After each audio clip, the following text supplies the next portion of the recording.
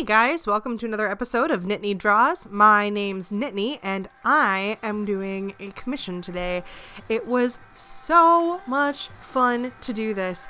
So this was actually a commission for a good friend by a good friend. One of my husband's best friends in the entire world commissioned this piece for his girlfriend, who was one of my bridesmaids in my wedding, and it was so much fun to keep this a secret from her. I'm so glad that she loved it. I had to keep this a secret from you guys because it was her birthday and I didn't want to ruin the surprise, and since she's a subscriber, hi Shauna, that means that I couldn't share it until after she had opened the present. So everyone say happy birthday to Shauna. Happy birthday, Shauna. And so her favorite of all of the fusions from Steven Universe so far is Rainbow Quartz. And Rainbow Quartz is also one of my favorite fusions because she has sort of this like snarky personality. And you can definitely see the bits of pearl and the bits of rose in her. And I love that both pairs of her eyes have different expressions. I love that about her. Anyway, so she's just a really, really, really cool character. And I wanted to also interpret what it might be like to see a fusion of pearl and the new rose quartz, Steven. And so I put them together, and I went on Google Images and DeviantArt, and I looked up a bunch of different fan ideas of what they might look like. And I combined a couple of them together, but there was one that I just really, really, really loved, and I'm going to put a link to their website or DeviantArt down at the bottom in the description so you can go and check it out. But their art is so cute. So anyway, that's how I came up with the idea for the new Rainbow Quartz. I stretched myself a lot with this piece because it was a commission and it was kind of a spur of the moment thing. I only had about like a week to get it done, which is not how I normally do commissions. Normally my commissions take probably close to a month, maybe longer to complete, and this one had to be done very quickly. So it was difficult to fit it into my schedule, and so it was hardcore for a few days there.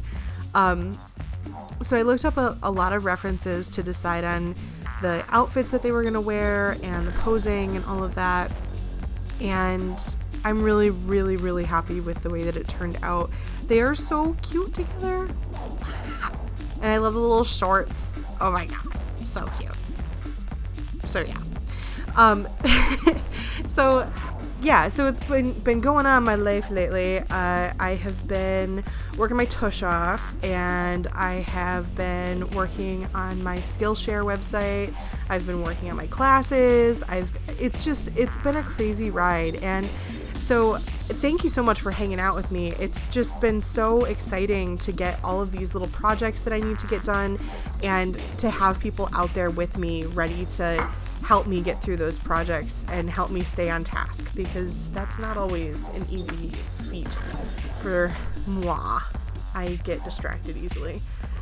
So yeah, what I decided to use with this drawing is I did the sketch completely in color erase pencils, and then I did the first inking with Micron pens, but at this point my pens were really, really dying, and so I went over a lot of the lines with my Pentel pocket brush pen in order to make them thicker and give them a little bit more line interest. The Pentel pocket brush pen does tend to bleed a little bit if you don't give it a lot of time to soak into the paper. So I gave it overnight to dry on the Brisol, and then I came in and I erased all of my color erase pencil lines that I wanted to erase. I didn't erase all of them. Some of them I left behind. And that was simply to add extra shading in areas where I knew that I wasn't going to have enough Copic markers to fill the gap in color. Which specifically with the yellows, I went out and bought a bunch of yellows following this video simply because I realized after doing this how few yellows I have. And between the commissions that I've had recently, I have destroyed the 2 yellows that I do have. That would be the yellow 21 and Yellow 11. Those are the pens that I just ended by doing these commissions, this one and the Alice commission.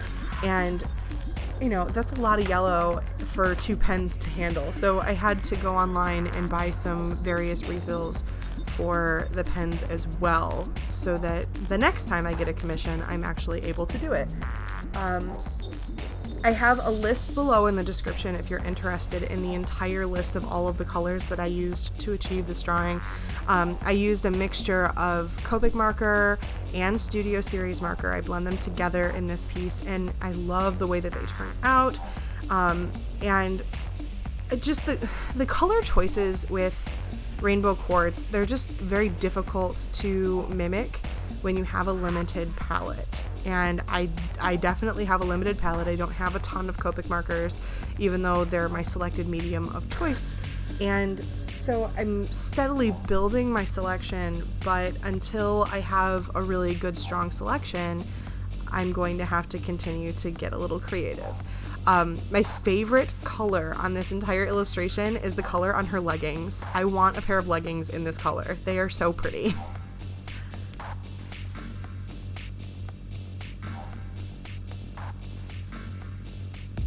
Sometimes it's kind of weird to watch the speed drawing from ahead in like that bird's eye camera view, because I have very vivid memories of different parts of this illustration. Like while I was coloring it and while I was drawing it, I remember like the view of it and what it looked like, and then seeing it from a different perspective. It's really interesting and kind of strange. It's like out of body experience kind of. Here I am coloring those little shorts. Oh my god, I love those little shorts. That was the selling point on the specific character design that I ended up going with, was these darn shorts. They're so cute.